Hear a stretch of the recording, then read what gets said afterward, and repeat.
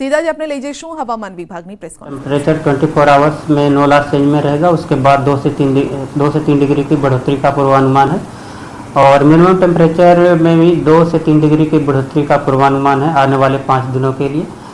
और maximum temperature realise की बात करेंगे तो अहमदाबाद का 35.8 और गांधीनगर का भी 35.8 मैक्सिमम टेम्परेचर रियलाइज हुआ है। और मैक्सिमम टेम्परेचर फोरकास्ट की बात करेंगे तो 37 अहमदाबाद और गांधीनगर के लिए मैक्सिमम टेम्परेचर का फोरकास्ट है। और पूरे गुजरात स्टेट में मैक्सिमम टेम्परेचर सबसे ज़्यादा जहाँ पे रियलाइज है वो है राजकोट 37.4 डिग्री सेल्सियस। और डे 2, डे 3 और डे 4 के लिए डिस्कम्फर्ट कंडीशन बनी रहेगी एंटायर गुजरात कोस्ट के लिए। और जो विंड प्रिवेल करेगी आज के लिए पूरे गुजरात लैंड रीजन पे, उसकी डायरेक्शन होगी north westerly to northerly wind prevail करेगी। सर 2-3 डिग्री बढ़ने वाला तापमान, उसका कारण क्या रहेगा?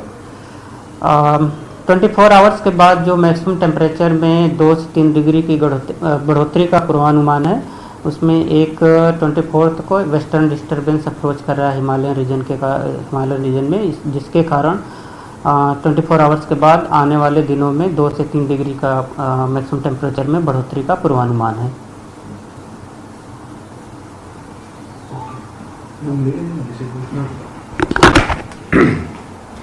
આવનારા સમયમાં 2 થી 3 ડિગ્રી તાપમાન વધી શકે છે। તેનો મતલબ એ છે કે ગરમી વધવાની છે, માટે બપોરે બહાર નીકળો તો ધ્યાન રાખજો। સુરતમાં એક બાળકનું ઝાડા ઉલટીના કારણે મોત થઈ ગયું છે, માટે બાળકોને બપોરે ઘરની બહાર નીકળવાનું બાળકો માટે ખાસ સાવચેતી રાખવી જરૂરી છે। મોટેરાઓએ પણ બપોરે ઘરની બહાર ન નીકળવું, ખાસ કરીને 12 વાગ્યાથી 4-5 વાગ્યા સુધી ઘરની અંદર રહેવું, કામ સિવાય બહાર ન નીકળવું। વડોદરામાં તલવારથી કેક કાપવી પડી છે ભારે। પોલીસે યુવકને ભણાવ્યો છે કાયદાનો પાઠ। તલવારથી કેક કાપતો વિડીયો વાયરલ થયો છે। પોલીસે ક્રિસ મુલાણીની કરી છે ધરપકડ।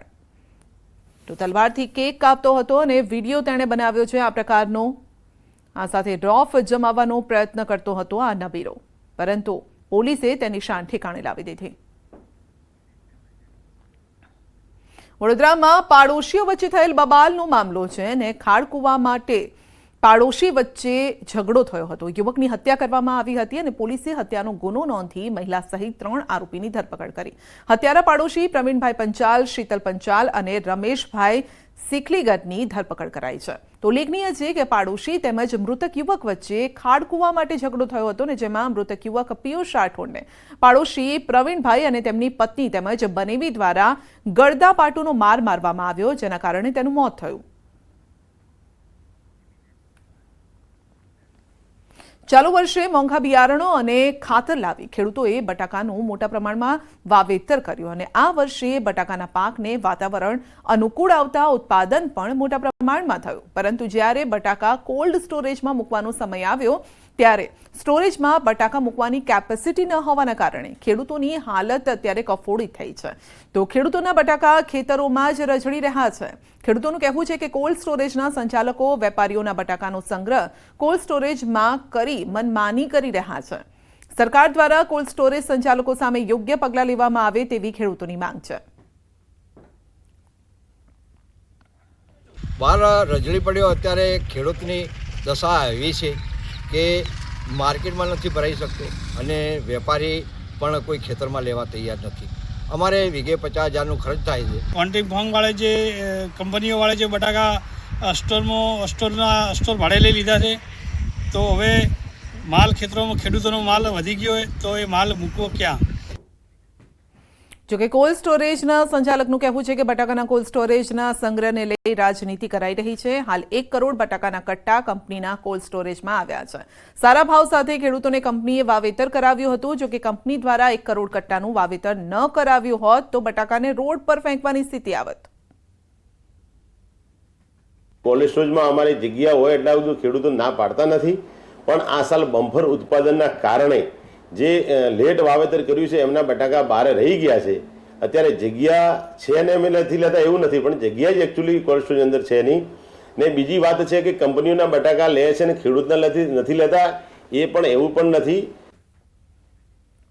તો સાંસદ જ્ઞાનીબેન ઠાકોરે રાજ્યના કૃષિ મંત્રી રાઘવજી પટેલને પત્ર લખી રજૂઆત કરી. બનાસકાંઠા જિલ્લામાં જે 225 જેટલા કોલ્ડ સ્ટોરેજ આવેલા છે તે તમામ કોલ્ડ સ્ટોરેજના સંચાલકો અત્યારે ખેડૂતોના બટાકા સંગ્રહ કરવાના બદલે વેપારીઓના બટાકાનો સંગ્રહ કરી રહ્યા છે અને જેથી ખેડૂતોને કોલ્ડ સ્ટોરેજમાં બટાકા રાખવાની જગ્યા નથી. ખેડૂતો સાથે અન્યાય થતો હોવાની વાત કરી છે. વર્તમાન સમયની અંદર જે કંપનીઓ અને બહારના જે મોટા વેપારીઓ છે એ ક્યાંક ને ક્યાંક ખેડૂતોનું શોષણ કરી રહ્યા છે.